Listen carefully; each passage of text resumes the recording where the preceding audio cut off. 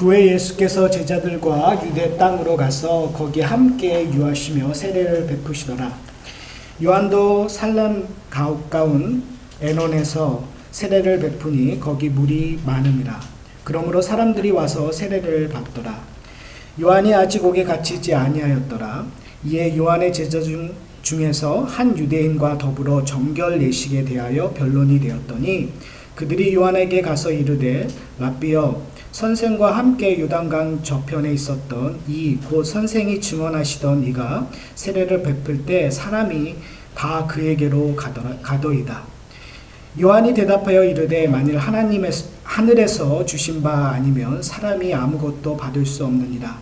내가 말한 바 나는 그리스도가 아니요 그의 앞에 보내심을 받은 자라 한 것을 증언할 자는 너희니라. 신부를 취하는 자는 신랑이 서서 신랑의 음성을 듣는 친구가 크게 기뻐하나니 나는 이러한 기쁨으로 충만하였노라. 그는 흥하여야 하겠고 나는 쇠하여야 하리라 하니라. 위로부터 오시는 이는 만물 위에 계시고 땅에서 난 이는 땅에 속하여 땅에 속한 것을 말하느니라. 하늘로부터 오시는 이는 만물 위에 계시나니 그가 친히 보고 들은 것을 증언하되 그의 증언을 받는 자가 없도다. 그의 증언을 받는 자는 하나님이 참되시다 하는 것을 인쳤느니라. 하나님이 보내신 이는 하나님의 말씀을 하나니 이는 하나님이 성령을 한량없이 주심이니라. 아버지께서 아들을 사랑하사 만물을 다 그의 손에 주셨으니 아들을 믿는 자에게는 영생이 있고 아들에게 순종하지 아니하는 자는 영생을 보지 못하고 도리어 하나님의 진노가 그 위에 머물러 있느니라. 오늘 저희가 요한복음 3장을 끝나게 되는데요. 오늘 저희가 읽은 본문은 두 파트로 나누어져 있습니다. 첫 번째 파트는 세례 요한과 그의 제자가 예수님에 관하여 이야기하는 내용과 31절에서부터 36절은 어떻게 보면 해석의 부분인 것 같아요. 요한이 이 요한복음을 쓰면서 어떠한 사건, 특별히 요한복음 3장을 기록한 후에 해석해주고 있는 파트라고 이해하시면 될 것 같아요. 우리가 성경을 읽으면서 약간 좀 오해하는 전제 조건이 뭐냐면 성경이 어떤 리포트하는 것처럼 생방을 하고 있다고 우리가 오해하는 것 같아요. 어떤 사건이 있으면 그 사건을 그냥 이렇게 보고해주는 그 당시의 사건만 기록하고 있다고 오해하고 있는데 사실은 요한복음 같은 경우도 그렇고요. 특별히 요한복음은 그 사건에 대한 해석들이 있어요. 신학적인 해석들이 있다는 거죠. 그것을 저희가 이해하면 요한이 이 요한복음을 통해서 이야기하고자 하는 왜 요한복음이 1장, 2장, 3장을 이렇게 기술하고 있는가를 저희가 조금 더 이해할 수 있고 그리고 오늘 저희가 볼 사건을 조금 더 제대로 파악하고 적용할 수 있을 것 같아요. 저희가 읽었던 22절에서부터 30절의 내용은 여러분들이 많이 아시는 내용이에요. 그리고 여기서 딱 들으면 기억하는 것이 그는 흥하여야겠고 나는 쇠하여야 하리라는 이 본문을 가지고 여러분들 설교를 많이 들으셨을 거예요. 근데 오늘 이 본문이 이 이야기가 얘기하고 있는 정황은요. 세례 요한의 제자들이 유대인들과 정결 예식에 대한 논쟁을 하다가 어떠한 일을 목격했냐면 사람들이 우르륵하고 예수 그리스도가 세례 주는 곳으로 가는 거예요. 제자들 생각과 우리의 생각이 되게 유사하다는 거예요. 왜 그러냐면 우리가 어떠한 단체 아니면 어떠한 교회 아니면 어떠한 그룹에 있었을 때 그 그룹이 우월하다는 것을 증명하고 싶어하는 욕망들이 우리 가운데 있는 것 같아요. 참 한국 교인들의 재밌는 성향 중에 하나가요. 당신의 신앙생활이 어떠합니까? 당신이 얼마만큼 하나님에 대한 구원의 확신이 있습니까? 라는 비스무리한 질문을 하시면은요, 꼭 대답이 저 어느 교회 다녀요. 저 어느 교회 성도예요. 저 어느 교회 목사님한테 성경 공부했어요. 이런 식의 대답을 해요. 그러니까 어떻게 보면은 그것이 갖고 있는 우리는 전혀 무의식 속에서 내가 어디에 소속되었다라는 것이 내 믿음을 표현하는 것으로 오해하고 있다는 사실이죠. 지금 세례 요한의 제자들에게는 세례 요한을 따른다는 거에 대한 우월 의식이 있었어요. 세례 요한의 제자들은 이런 분위기였을 가능성도 있어요. 왜 그러냐면요, 그들이 목숨을 걸어서 그들이 열심히 세례 요한을 쫓았는데 갑자기 장애물이 생긴 거예요. 분명히 예수가 누군지에 대해서는 분명히 세례 요한을 통해서 들었어요. 네가 그리스도이다, 내가 그의 신발끈을 맬 만한 그런 아무런 능력도 없다는 이야기를 분명히 들었음에도 불구하고 그들 눈에 보여지는 거예요. 사람들이 누구한테 가는 거예요? 예수 그리스도에게 가는 거예요.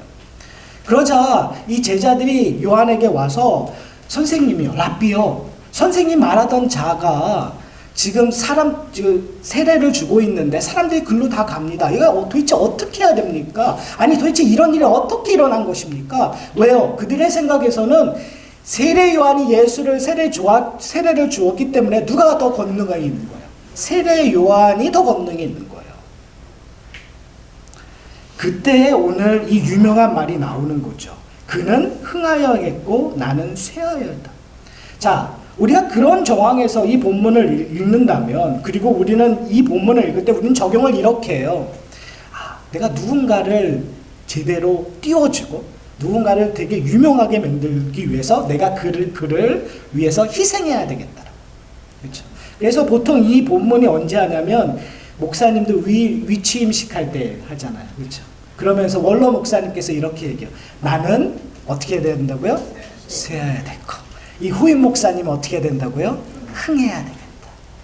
그래서 저는 이제 앞으로 목회를 이렇게 하겠습니다. 내가 은퇴해서 이러한 삶을, 후임 목사님을 위해서. 근데 사실 그 말을 지금 이 본문이 이야기하고 있는 걸까요? 우리가 그 적용을 이렇게 할 수 있을까요? 우리 가운데에서도 이러는 거예요. 지금은 당신이 지금 교회에 아주 중요한 일을 해야 되니까 당신이 흥해야 됩니다. 그리고 저는 쇠하기 위해서 당신을 도와주기 위하여 일을 하겠습니다. 이것이 우리가 할 적용의 문제일까요? 그것이 아니에요. 만약에 우리가 그렇게 적용을 한다면 요한의 해석의 부분에 있어서 31절에서부터 36절에 요한의 해석이 기록되고 있는데요, 땅의 개념으로 해석하고 있는 거예요. 자, 지금 세례 요한이 하고 싶은 이야기는 무엇일까요? 지금 이 세례를 주고 있는 거, 물로 세례를 준다라는 것이 정결 예식에 근거하고 있단 말이에요. 구약적인 개념에서는 죄를 깨끗하게 하는 예식에 대한 논쟁을 벌이고 있었어요. 그러니까 다른 말로 얘기하면 세례 요한이 이 정결 예식을 할 수 있는 능력이 있는가에 대한 논쟁이었을 거고, 다른 말로 하면 예수 그리스도가 이러한 정결 예식을 할 수 있는 권위가 있느냐에 대한 논쟁이 유대인들과 벌어지고 있었던 거예요. 근데 지금 세례 요한이 얘기하고 있는 것은 뭐냐면, 내가 베푸는 세례는 구약적인 개념에서는 오케이예요. 근데 지금 예수 그리스도가 주는 세례는 내가 주는 세례와 같다, 틀리다? 틀리다. 왜요? 그는 누구이기 때문에. 세례 요한의 핵심은 그는 흥해야 됐다, 나는 쇠하였다가 아니라 바로 27절에 뭐라고 얘기해요? 만일 하나님께서 주신 바가 아니면 사람이 아무것도 받을 수 없다라고 얘기해요. 그러니까 지금 예수 그리스도가 하시는 것은 누구로부터 온다? 하나님으로부터 온다. 28절에 뭐라고 얘기해요? 내가 말한 바 나는 그리스도가 아니요, 내가 여인의 후손도 아니고 그리스도도 아니고 인자도 아니고. 그러면 누구라는 거예요? 그 앞에 보내심을 받은 자니, 메시아 앞에, 그리스도 앞에 받은 자, 누가 그리스도고 누가 메시아라고요? 예수 그리스도라는 거예요. 지금 그 이야기가 세례 요한의 핵심이에요. 그렇다면 여기서 예수 그리스도가 흥하여야 되는 건 뭘까요?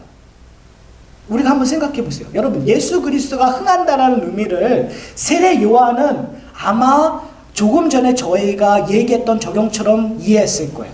예수 그리스도가 파워를 갖고 예수 그리스도가 메시아로 모든 그 로마의 권력으로부터 해방되는 일들이 일어날 것이라고 생각을 했었을 거예요. 그러나 세례 요한이 이야기하는 관점에서 흥해야 된다는 것은 그것이 아니에요. 예수님이 이 땅에 오신 것은 무엇 때문에 오셨죠? 세례 요한이 예수 그리스도를 뭐라고 얘기하죠? 그는 뭐라고요? 뭘 지고 가는 어린 양이라고요? 세상 죄를 지고 가는 어린 양이다. 그렇죠? 그 어린 양이 뭘 하기 위해 지금 요한복음은 어린 양으로 오신 예수 그리스도가 흥하는 길, 흥한다라는 것은 그 직무를 충실하게 행하는 일들은 뭐 하는 일이에요? 죽는 일이에요. 어디서요? 십자가에서.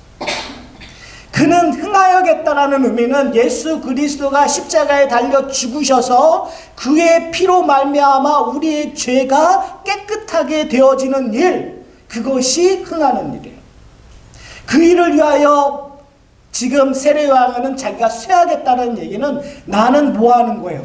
그를 증거하는 일을 감당해야 된다는 이야기. 이것을 우리는 어떻게 적용을 해야 될까요? 지금 이 뜻을 그 당시에 세례 요한의 제자들도 이해를 못했어요. 예수 그리스도의 제자들도 이해를 못했어요. 왜요? 복음서에서 제자들이 뭐하고 있죠? 누가 더 높은 자리에 가느냐에 대한 논증이에요. 내가 예수 그리스도의 우편에 앉는다. 내가 예수 그리스도의 좌편에 앉는다. 내가 예수 그리스도가 권력을 잡으면 내가 무엇을 할 것이다. 어느 자리에 갈 것인가에 대한 싸움들이 늘 있었다고 복음서에서는 이야기하고 있어요. 그러니까 우리는 본능적으로, 본성적으로 내가 예수 그리스도를 믿어서 내가 얻고자 하는 것이 무엇인가, 어느 자리에 뭘 이룰까를 생각할 수밖에 없는 존재예요. 그것을 세례 요한은 사도 요한은 31절에서부터 38절에 설명해 주고 있어요. 한번 볼까요? 37절에 보면 이렇게 얘기해요. 위로부터 오시는 이는 만물 위에 계시고 땅에서 난 이는 땅에 속하여 땅에 속한 것을 말하느니라. 자, 뭘 비교하고 있죠 여기서? 세례 요한, 사도 요한은 하늘로부터 난 자와 누구를? 땅으로부터 난 자다. 자, 지금 3장의 가장 큰 핵심은 땅으로부터 난 자는 우리란 말이에요. 그런데 하늘로부터 난 자가 있다고 얘기를 했었어요. 그가 누구라고요? 예수 그리스도.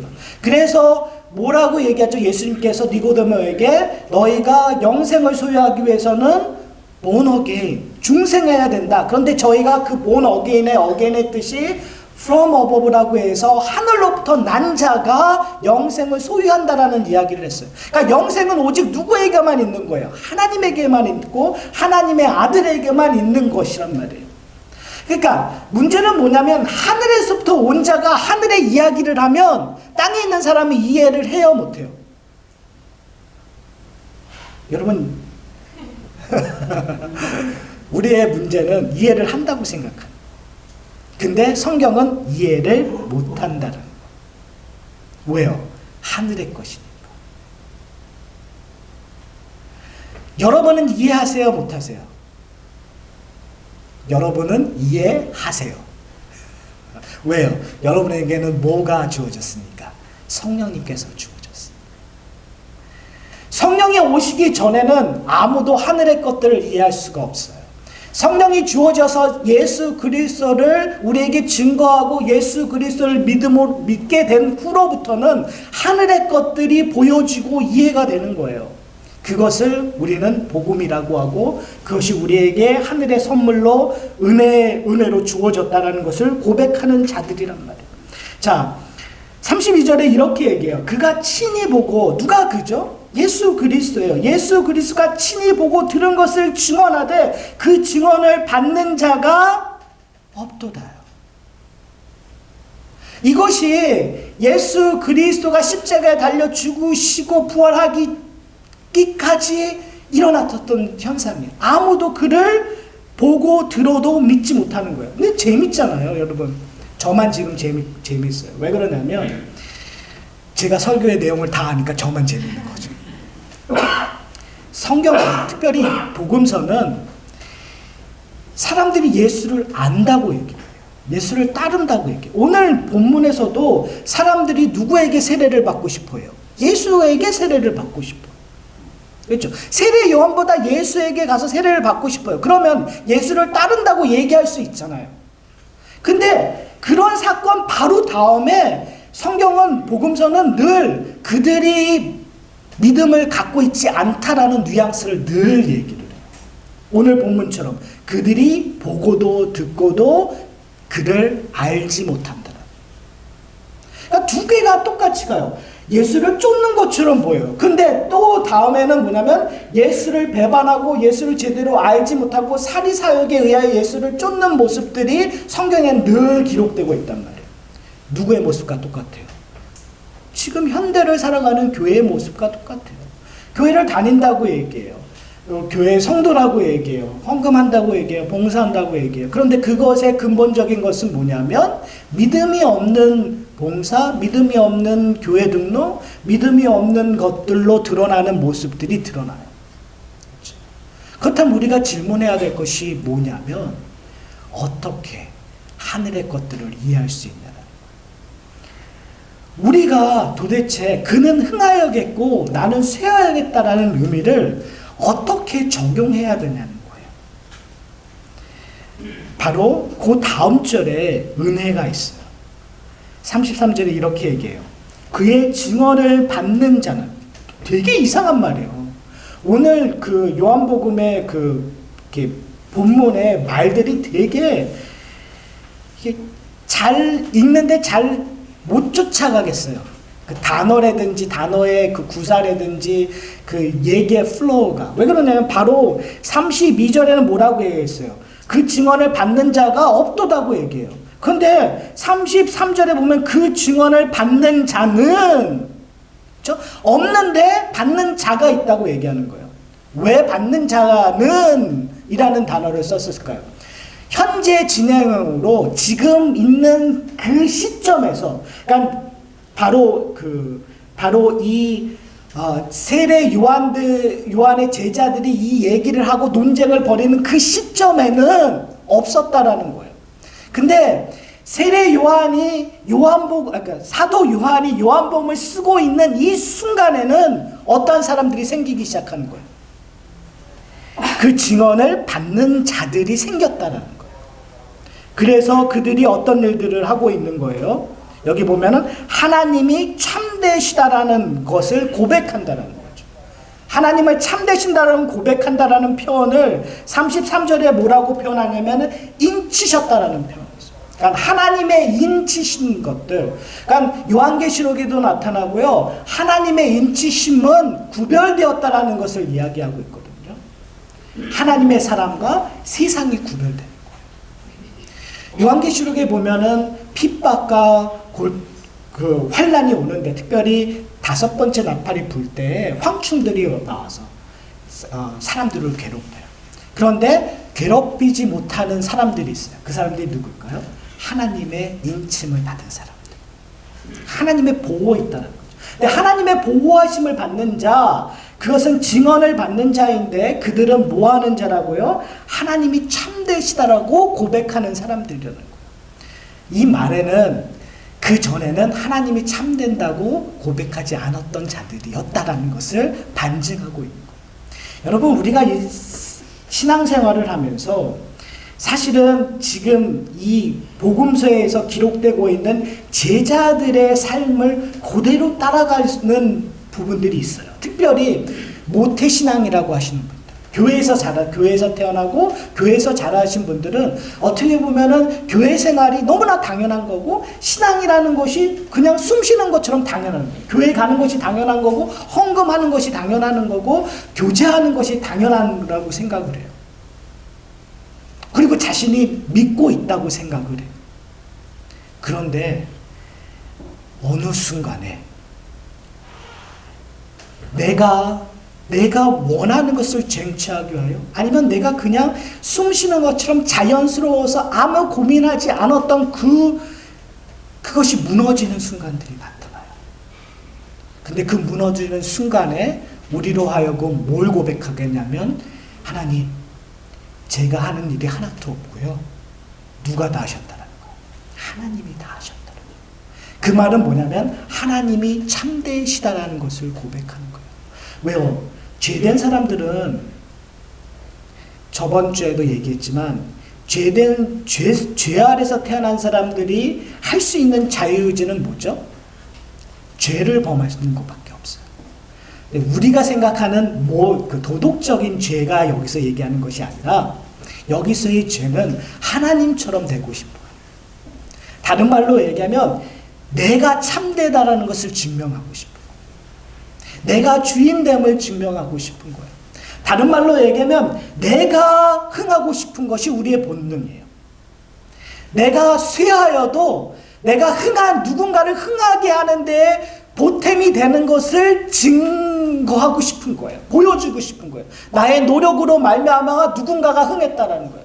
나의 노력으로, 나의 희생으로 말미암아 누군가가 지금 베네핏을 얻고 있다라는 것을 홍보하고 싶고 그걸로 나의 공로로 쌓고 싶은 것이 나의 목적이에요. 그것이 죄의 모습이에요.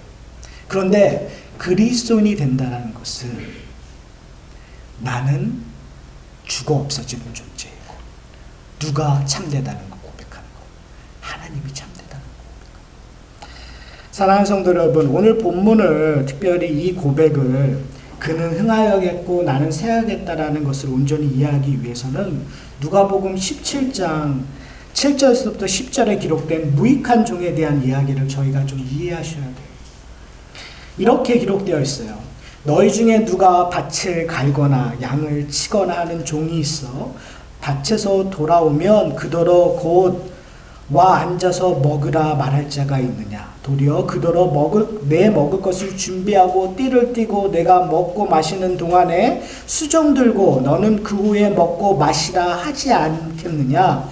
명한 대로 하였다고 종에게 감사하겠느냐. 이와 같이 너희도 명령받은 것을 다 행한 후에 이르기를 우리는 무익한 종이라 우리가 하여야 할 일을 한 것뿐이라 할지니라.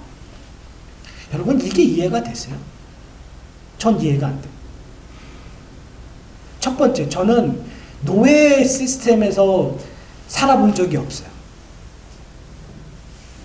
그러니까 제가 이해할 수 있는 것은 주인과 노동자의 개념이에요. 그러니까 주인과 노동자의 개념에 특별히 지금 제가 사는 시대에서는 누구의 인권이 중요시 여기는 시대예요. 노동자의 인권이 중요히 여기는 시대예요. 여러분, 이게 이해가 되세요? 요즘에 여러분 그 직장 생활했을 때 런치 브레이크 안 주면 어떤 일이 되는지 아세요? 수당할 거예요. 그거는 저희에게 한정되어 있는 저희 그 일하는 사람들의 베네핏이에요. 해야 되는 일들. 여러분, 이게 이해되세요? 전 이해가 안 돼요, 이 상황이. 근데 예수님께서는 지금 이 이야기를 하고 있는 거예요. 여러분, 종 되고 싶으세요? 여러분, 노예처럼 살고 싶으세요? 여기서 종처럼 노예처럼 살고 싶으신 분 없죠? 저도 종처럼 노예처럼 살고 싶지 않아요. 근데 하나님이 참이다라고 고백하는 그 순간 우리는 어떠한 존재가 되는지 아세요? 종에 대한 존재? 내가 하나님에게 모든 것이 소유되는 존재. 여기 이 문제를 우리가 제대로 이해하지 않는다면 그는 흥하여겠고 나는 쇠하겠다는 의미를 이해를 못해요.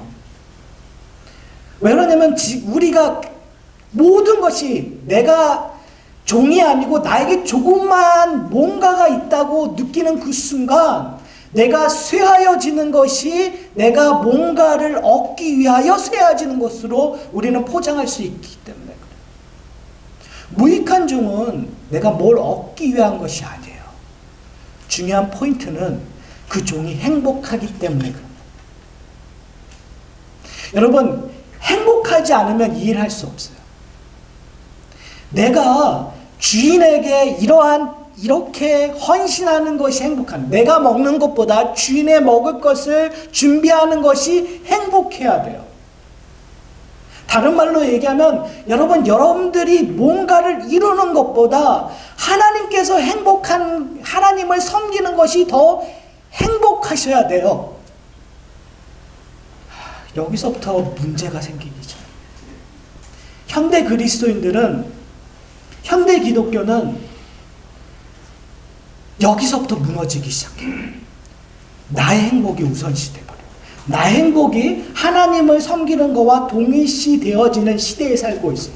그래서 지금 나의 행복이 우선되지 않는다면 그런 종교적인 행위를 미신적인 거라든지 좀 뒤떨어지는 종교처럼 표현되고 있는 시대에 우리가 살고 있단 말이에요. 근데 우리가 정말 고민해야 될 지점이 바로 여기에요. 사랑하는 성도 여러분. 왜 그러냐면 하나님 안에 거한다는 행복을 우리는 뭐로 이해하고 있냐면 땅의 것으로 이해하기 때문에 이걸 이해할 수가 없어요. 여기에 가장 요한복음 3장의 핵심이고 어떻게 보면 요한복음 전체의 핵심이고 어떻게 보면 성경 전체의 핵심이에요. 땅에 있는 한, 땅의 사고로, 땅의 눈으로 보는 한 절대로 하늘의 것들을 이해할 수 없어요. 사랑하는 성도 여러분은 이해하세요? 저한테 그 질문을 하신다면 제가 최고로 양심적으로 답할 수 있는 답은 하나님께서 하늘의 것들을 보게 해주셨는데 그걸 붙잡고 만지게 해주셨는데 아직도 연약해서 땅의 것으로 그것을 설명하고 있더라. 그래서 제가 설교할 때마다 답답해요. 여러분 모르시겠지만 왜 이렇게밖에 표현을 못하지? 왜 이렇게밖에 설명을 못하지? 그게 저의 한계예요. 그런데 사도 바울이 그런 적이 있어요. 나중에 되면 얼굴을 보고 만나는 것처럼 하나님에 대해서 이해할 수 있어요. 그러나 지금은 뭘 보는 것처럼요? 거울을 거는 것처럼. 근데 우리가 생각하는 그런 거울이 아니라 그 당시에는 청동으로 된 거기 때문에 정말 흐릿한 거예요. 제대로 안 되는 거. 그런데요, 성도들은 바로 그러한 스트러글 속에서 살아가는 거예요. 그런 답답함 속에서 살아가는 거예요. 왜요? 하늘의 것들이 눈앞에, 머리 안에 이해가 되는 거예요. 성경을 읽으면 읽을수록 이렇게 살아야 되는 거지, 하나님 앞에 하나님을 섬기는 것이 더 기쁜 거지 라고 머리로는 이해해요. 가슴으로는 이해해요. 입으로는 그렇게 표현해요. 그런데 밖에 나가서 사니까 돈이 좋은 거예요.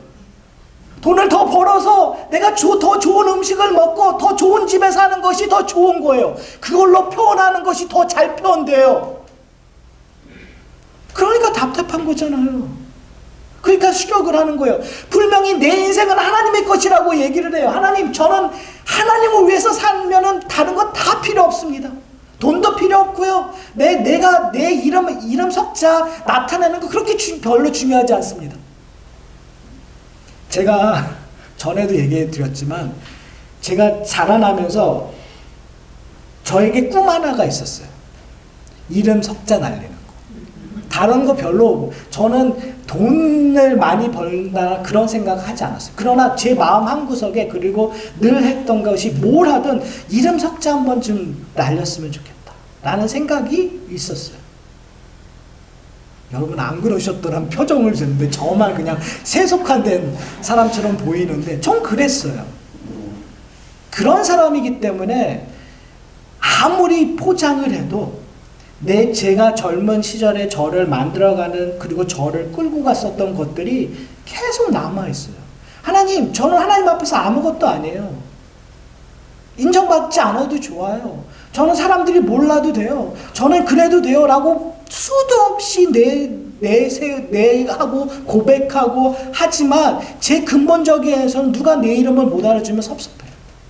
내가 다른 데 가서 그냥 저 변방자리에 앉으면 섭섭해요. 왜 이렇게 됐지? 여러분, 제가 오늘 본문을 하면서 느꼈었던 결론은 뭐냐? 괜찮아요. 그럴 수밖에 없어요. 그리고 그것이 내 평생 끝까지 그 싸움을 싸울 거예요. 사랑하는 성도 여러분, 우리 이 하산할교회 적은 성도의 숫자이지만 각기 처해 있는 상황이 각기 다 틀려요. 직장의 문제, 사업체의 문제, 가정의 문제, 여러분이 갖고 있는 일들이 있어요. 근데 정답은 여러분들이 다 아세요. 왜요? 성령이 이미 여러분들께 증거하셨어요. 성령께서 여러분들에게 정답을 주셨어요. 근데 제가 목사로서 가장 어렵고 짜증나고 그리고 답답한 게 뭔지 아세요? 제가 목회를 하면 할수록 정답을 이야기해 주는데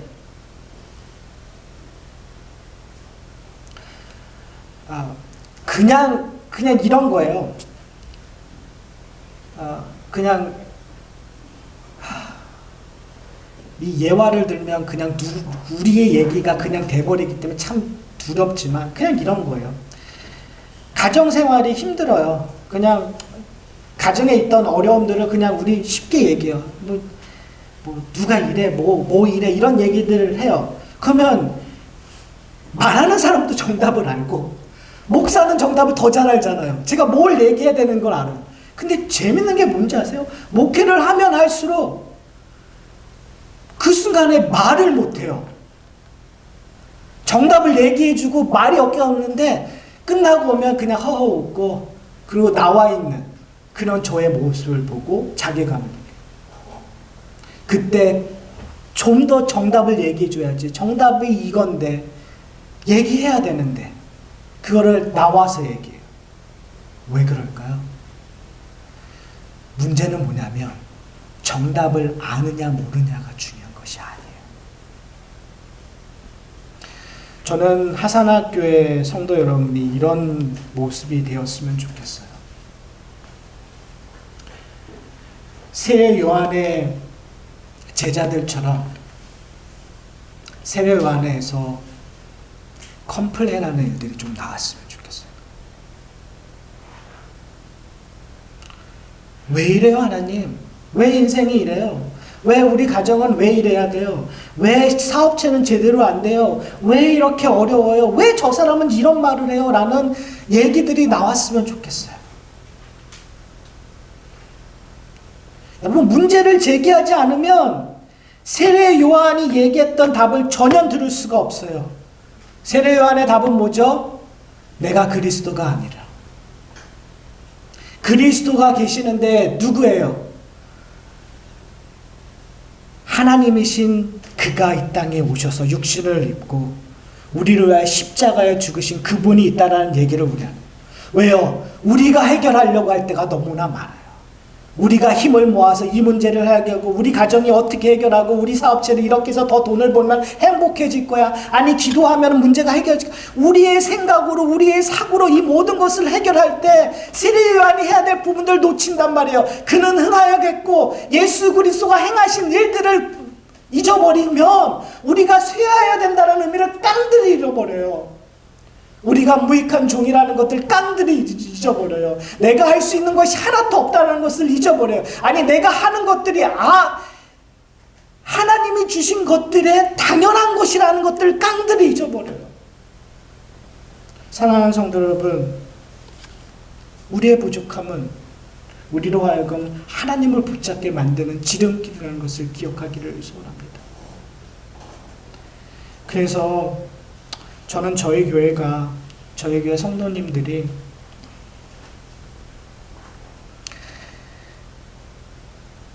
하나님 앞에 하나님 이것밖에 안 돼요. 그러니 저를 좀 도와주세요. 하나님 이것밖에 안 돼요. 제 삶의 주인 해주세요. 하나님 이것밖에 안 돼요. 내가 할 수 없으니까 하나님이 좀 해주세요. 좀 땡깡을 좀 물어보셨으면 좋겠어요. 고상한 신앙생활 하지 마시고요. 그냥 우리 정답 아니까 이 정답 서로 얘기하고 그냥 끝나지는 것이 아니라 좀 땡깡 부르시고 하나님이 안 하시면 그냥 우리 아무것도 안 할래요 라고 하는, 그때 하나님께서 우리를 만나주시고 우리를 이끌고 가시는 그 손길을 경험하시는 저와 여러분들이 되기 소원합니다. 그때 우리의 연약함을 통해서 하나님의 강함, 그리스도의 강함을 경험하는 저와 여러분이 될 것입니다. 다 같이 기도하시겠습니다. 우리 함께 기도하기를 소원합니다.